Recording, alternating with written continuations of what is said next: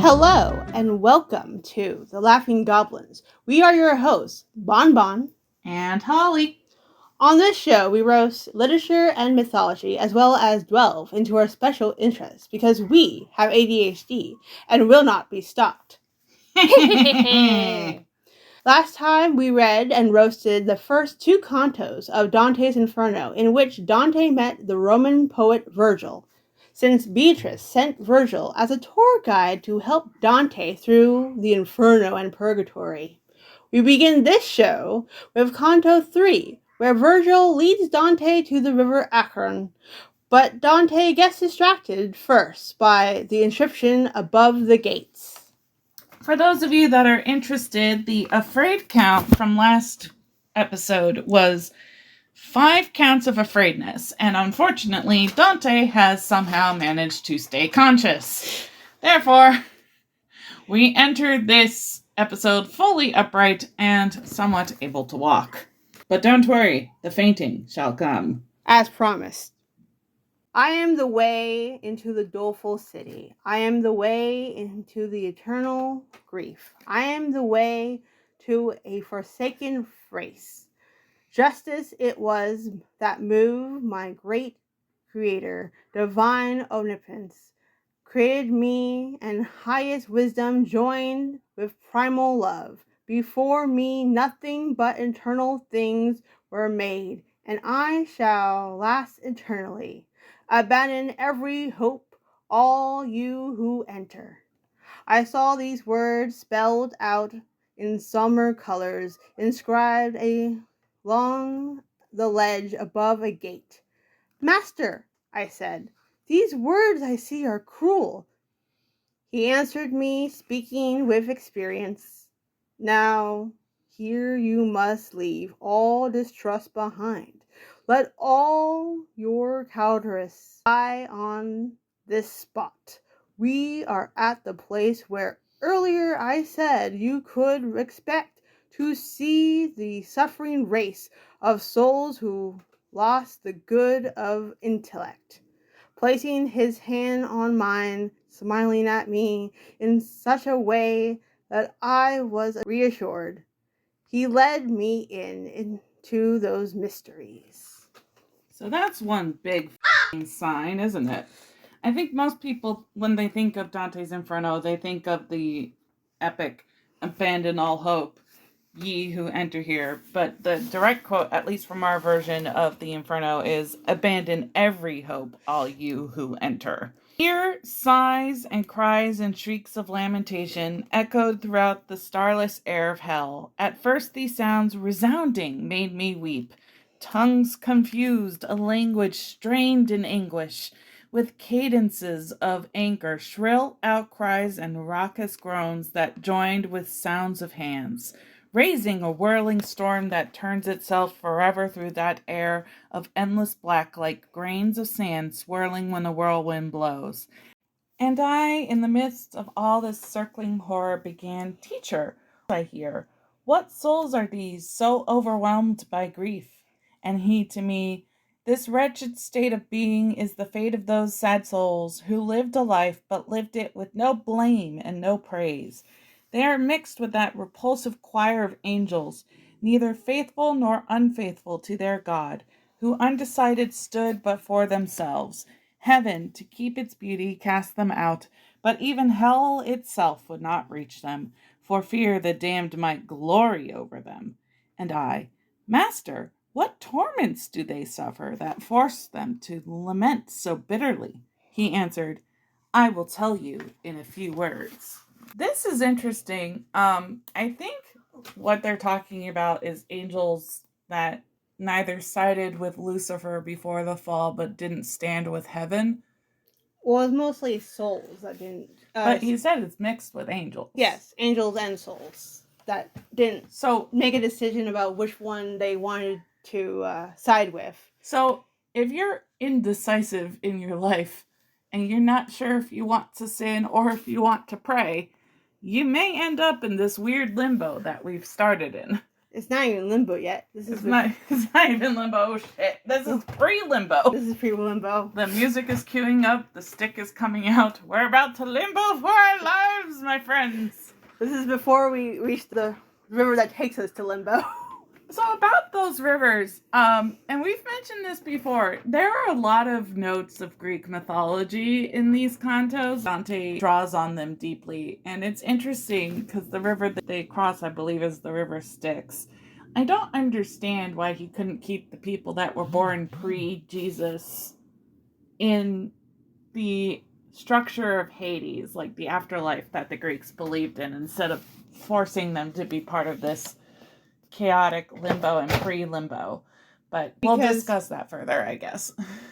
Because Catholics were trying to make a political point against paganism. But some of them didn't do anything. True, but that's why they're in pre-limbo. That's why they're in the first circle, not in all of hell. I have many problems with this take. Anyways. These wretches have no hope of truly dying, and this blind life they had is so abject. It makes them envy every other fate. This world will not record their having been there. Heaven's mercy and its justice turn from them. Let's not discuss them. Look and pass them by. So just ignore them, guys. Nothing to see here, says Virgil. It's actually is interesting that we won't remember or record who's here, because Dante is not shy about recording who is everywhere. So one would think he would take note of at least one or two people, but I guess even they're not important enough for his long-winded analogies. No. And so I looked and saw a kind of banner rustling ahead, whirling with aimless speed, as though it would not ever take a stand. Behind it, an interminable train of souls pressed on, so many that I wondered how death could have undone so great a number. When I had recognized a few of them, I saw the shade of the one who must have been the coward who had made the great refusal. At once I understood, and I was sure this was that sect of evil souls who were hateful to God and to his enemies. How can you be hateful to both God and his enemies? It's just another way of saying they were indecisive about the religion. So they were unsure about choosing which religion to be in. Basically, I guess, early atheism.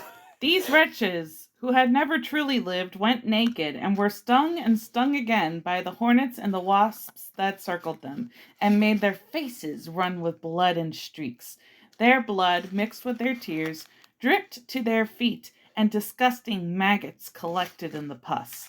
And when I looked beyond this crowd, I saw a throng upon the shore of a wide river, which made me ask, Master, I would like to know, who are these people, and what law is this that makes those souls so eager for the crossing, as I can see even in this dim light? And he, all this will be made plain to you as soon as we shall come to stop while upon the sorrowful shore of the Acheron. And I, with eyes cast down in shame for fear that I perhaps had spoken out of turn, said nothing more until we reached the river. Well, that's rare, actually. Pausing to take silence when he wants to ask questions. Yeah. In later cantos, Dante, even in cases where Virgil's like, dude, kindly shut the up, he does not shut the up. He talks the up. He does. And goes on about nothing. And Virgil's just like, why, Beatrice? I know you're beautiful, but this beautiful? And suddenly, coming towards us in a boat, a man of years whose ancient hair was white shouted at us, "To you, perverted souls!" And there's Charon, the famous ferryman of the underworld. He shall continue speaking. But again, interesting that Dante takes so many mythological creatures and historical figures from the Greeks. He doesn't show that much respect to. No. And the coward earlier was apparently Pontius Pilate, the one who refused to pass sentence on Christ. Oh, I'm barely religious. I don't know these things. Give up all hope of ever seeing heaven. I come to lead you to the other shore, into eternal darkness, ice, and fire. And you, the living soul, you over there, get away from all these people who are dead. But when he saw I did not move aside, he said, another way, by other ports. Not here shall you pass to reach the other shore. A lighter ship than this must carry you. And my guide, Charon, this is no time for anger. It is so willed. There where the power is for what is willed. That's all you need to know. Poor Charon. If we're following the logic of things, it's quite possible that Virgil took the ferry over this river to get to Dante and is now like, hey guy, I'm back. I brought this burdensome poet with me. This Florentinian man. Dante the Pilgrim, hi. Nice to meet him. Don't be angry at him. I know he's a living soul, but cool your jets, buddy. God apparently said he had the voucher pass. Not the God I believe in, though. Then all together, weeping bitterly, they packed themselves along the wicked shore that waits for every man who fears not God. The devil, Charon, with eyes of glowing coals, summons them all together with a signal, and with an oar he strikes the laggard sinner. As in autumn when the leaves begin to fall, one after the other, until the branches witness to the spoils spread on the ground. So did the evil seed of Adam's fall, drop from that shore to the boat, one at a time, at the signal like a falcon to its lure. Away they go across the darkened waters, and before they reach the other side to land, a new throng starts collecting on this side. My son, the gentle master said to me, all those who perish in the wrath of God assemble here from all parts of the earth. Fun for them. Don't piss off God. You'll be knocked off of a boat. If fans of ours are probably also fans of mythology, since we will be covering that eventually, you'll know that Charon would only not take those across the river Styx that did not have the fee to pay. So I guess in this case, being Catholicism, the fee is to have been a Catholic and to have committed some sin instead of an actual monetary fee. I guess. Okay. But also, people who live in limbo aren't Catholic, so it's kind of weird. Well, that kind of ties into the, why didn't we just make a subsection of hell that was Hades? So that the sinless people that lived before Christ could have their own section. And maybe instead of rebirth, they just get to stay in the fields of Elysium. Anyways. Nah. I digress. That would make too much logical sense. Dante is not logical. We know this. He is sometimes. Like, some of these people that he sticks into hell, it genuinely sounds like they deserve to be there. And he continues. They want to cross the river. They are eager. It is divine justice that spurs them on, turning their fear they have into desire. A good soul never comes to make this crossing. So if Charon grumbles at the sight of you, you see now what his words are really saying. Oh. So he was saying, you're too good to be here. Why are you here? Go back. But you're also alive. How dare you be alive? Go do something bad, then die, then come back. And I'll take you, buddy. I'll gladly take you. He finished speaking, and the grim terrain shook violently. And the fright it gave me, even now, in recollection, makes me sweat. Out of the tear-drenched land, a wind arose which blasted forth into a reddish light, knocking my senses out of me completely, and I fell as one falls into sleep. So, here's our first case of Dante faintitis. Well, he faints a lot. He faints a lot, usually at the end of a canto, though, because he doesn't really get how to transition like a normal person who writes. But in his defense, he is literally making up the structure of hell, and I guess he couldn't be bothered with things like staircases or ramps. Or whatever.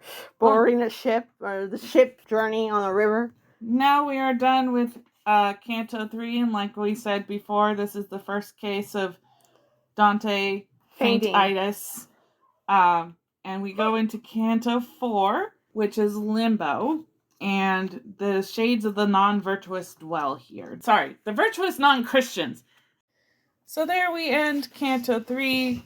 We've finished pre-Limbo. We're on the River Styx, which honestly would have made a good transition, just talking more about the river and what he sees, but whatever. Again, we are not Dante, and he chooses his own ways. So now we are heading towards Limbo, where the virtuous non-Christians or pre-Christians live, which is, as we hinted last episode, where he places Virgil, his best teacher, his muse, his one true love. The weird love of Virgil reigns his ugly head in every canto. A heavy clap of thunder. I awoke from the deep sleep that drugged my mind, startled the way one is when shaken out of sleep. Get up, says the transitional muse. Or the smelling salts. Can you imagine satchels of smelling salts in the afterlife? You've passed out. You need to come round. Come on, it's time for torture. Get up. I feel that's what they do anyway, but whatever. I turned my rested eyes from side to side, already on my feet and staring hard. I tried my best to find out where I was. Dante. You're on a boat. And also, how would you know where you were if you've never been here before? How would looking around give you any idea of where you were? Well, I guess it would be like sleeping on a plane where you're like, oh wait, where are we now? You knew you were traveling, but you're like, when you're first waking up, people don't usually make sense. And this is what I saw. I found myself upon the brink of grief's abysmal valley that collects the thunderings of endless cries. So dark and deep and nebulous it was. Try as I might to force my sight below, I could not see the shape of anything. Let us descend into the sightless world, began the poet. His face was deathly pale. I will go first, and you will follow me. And I, aware of his changed color, said, but how can I go on if you are frightened? You are my constant strength when I lose heart. And he to me, the anguish of the souls that are down here paints my face with pity, which you have wrongly taken to be fear. Let us go, the long road urges us. He entered then, leading the way for me down to the first circle of the abyss. So here we are in the first circle of hell, or circle above hell, or inner circle above. It is circle 1. It's very confusing. Dante, it would have been helpful to have a little map. But people have drawn maps. Our classmates in high school made maps or physical reconstructions of the Inferno as a solo project. But it would be helpful to, like, you are here, blinking icon. Yes. Right next to us right now. Wouldn't that be helpful? A little travel guide, a little in-game map. One day. Icon. I'm sure someone can, or already made it, who is not using it. Down there to judge only by what I heard there, but just the sounds of sighs, rising and trembling through the timeless air, the sounds of sighs, of untormented grief, burdening these groups, diverse and keen, made up of men and women and of infants. Then the good master said, you do not ask what sort of souls are these you see around you. Now you should know before we go on further, they have not sinned, but their great worth alone was not enough, for they did not know baptism, which is the great way to the faith you follow, and if they came before the birth of Christ, they did not worship God the way one should. I myself am a member of this group. For this defect and for no other guilt, we are lost. In this alone we suffer. Cut off from hope, we live on in desire. Making fun of Virgil's gods once again. And also, it's not the fault of anyone in this particular section of hell that they were born when they were born. I feel that this is harsh. It is harsh. Like, these... It's also illogical. Well, it technically, I guess, follows the logic of the Catholic doctrine. If you've committed no sin and you weren't baptized and you were born pre-baptism, you have to go somewhere, so you might as well go to the least harmful segment of hell. But I don't understand why they couldn't be in a nicer spot. Maybe purgatory? Maybe. I don't know. What would have been nicer? But Dante also feels bad because this is what he says next. The words I heard weighed heavily on my heart. To think that souls as virtuous as these were suspended in that limbo and forever. Tell me why, my teacher. Tell me, oh, my teacher, I began, wishing to have confirmed by him the teaching of unerring Christian doctrine. So, hasn't Christian doctrine changed a couple times? I feel like it changed during this time because two factions of the church were fighting.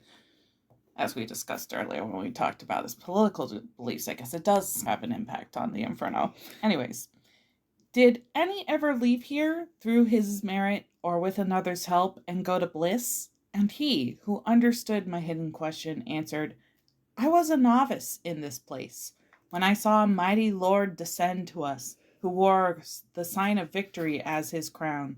He took from us the shade of our first parent, of Abel his good son, of Noah too, and of obedient Moses who made the laws, Abram the patriarch, David the king, Israel with his father and his children, with Rachel, whom he worked so hard to win, and many more he chose for blessedness. And you should know, before these souls were taken, no human soul had ever reached salvation. We did not stop our journey while he spoke, but continued on our way along the woods.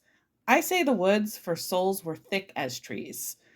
We had not gone too far from where I woke, when I made out a fire up ahead, a hemisphere of light that lit the dark. We were still at some distance from that place, but close enough for me to vaguely see that honorable souls possessed that spot. So we're coming upon the camping grounds of Dante's heroes, the souls that came before Christ, but that he admires so much, he can't help but name drop them in the Inferno. And they have a special place to live. A campfire. Why do they get a campfire? Nobody else gets a campfire. Guys, camping's fun. Even if it's in a swarm of people being chased by wasps, it's still gonna be fun. We'll have a great time. Pretty much. Oh, glory of the sciences and arts, who are these souls enjoying special honor, dwelling apart from all the others here? And he to me, the honored name they hear, that still resounds above in your own words, wins heaven's favor for them in this place. And as he spoke, I heard a voice announce, now let us honor our illustrious poet. His shade that left is now returned to us. And when the voice was silent and all was quiet, we shades approaching us, their faces showing neither joy nor sorrow. Then my good master started to explain. Observe the one who comes with sword in hand, leading the three as if he were their master. It is the shade of Homer, sovereign poet, and coming second, Horace, the satirist. Ovid is the third, and the last comes Lucan, since they all share one name with me, the name you heard resounding in that single voice. They honor me and do well doing so. So I saw gathered there the noble school of the master singer of sublime verse, who soars above all others like the eagle. And they had talked a while together. They turned, and a great jester welcomed me.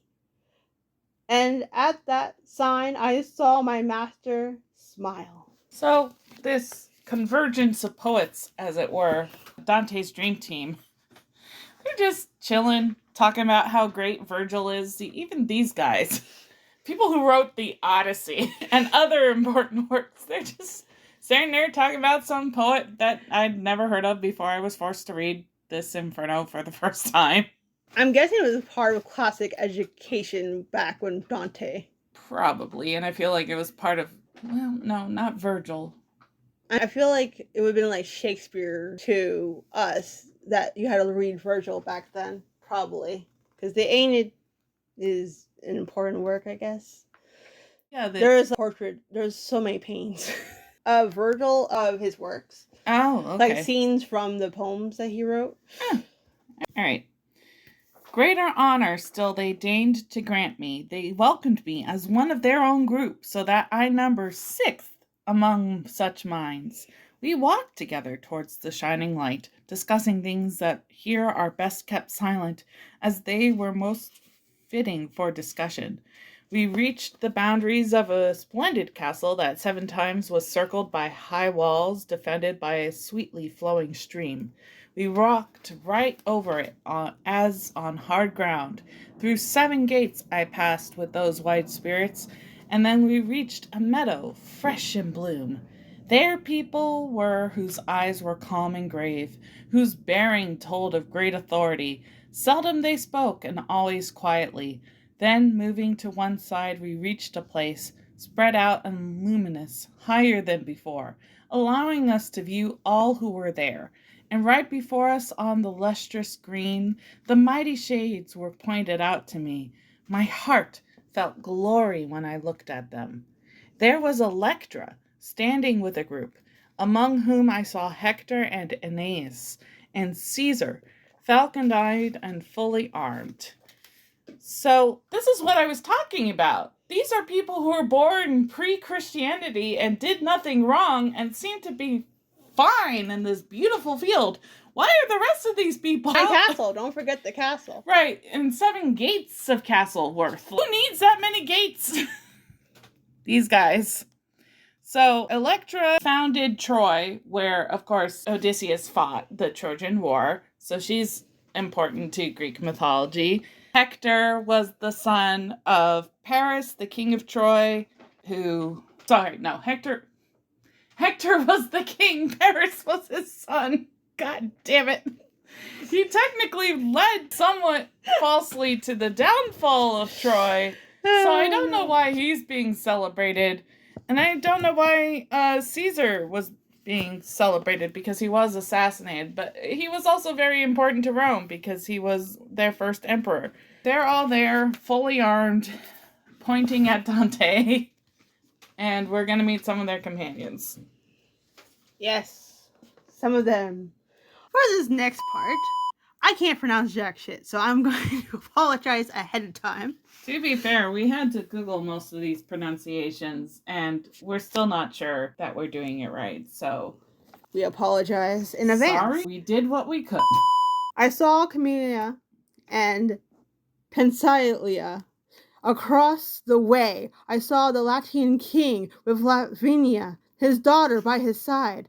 I saw Brutus, who drove out the Tarquin, Lucretia, Julia, Marcia, and Cornelia off by himself. I noticed Saladin, and when I raised my eyes a little higher, I saw the master sage of those who know, sitting with his philosophy. All gaze at him, all pay their homage to him, and I saw both Socrates and Plato, each closer to his side than any other. Democritus, who said the world was Chance, Diogenes, Thales, Anaxagoras, Falcodes, Zeno, and Heraclitus. I saw the one who classified our herbs, the Saccharides, and I saw Orpheus, Tully, Linus, Seneca, the moralist, Euclid, the geometer, and Ptolemy, Hippocrates, Galen of Avicenna, and Averroes, who made the commentary. I cannot tell about them all in full. My theme is long and urges me ahead. Often I must omit things I have seen. So basically, I'm gonna name drop as many motherfuckers as I can, but you know what? There are too many to name. There are so many great poets, and you know what? I have other shit to do. I have other cantos to write. I'm just gonna stop here. Thank God you're stopping here, because I can't pronounce jack shit of them. Jesus H. Christ again. We literally have it spelled out and we're still like, what the hell are we doing? I don't know. Why did we choose this book? We love this book. We do. But why do we love this book? Because it's so a ridiculous man. The company of 6 become just 2. My wise guide leads me by another way, out of the quiet into the tremendous air. I came into a place where no light is. Ooh, we need some light. But there we are at the end of Canto 4. And the faint count is 1, and the fright count is 6. So not that much of a difference between Cantos 1 and 2. and this, but enough of one that we can update our counts. As always, I'm Holly. I'm Bonbon. You can follow us on Instagram. I'm at HollyDermaboy. I'm at Blank Esquire. Join our at patreon.com/LaughingGoblins if you're interested in sponsoring our videos. Please let us know. We are poor. We would like to make money. Yes, and read more for you. Till next time, have a nice day. Bye.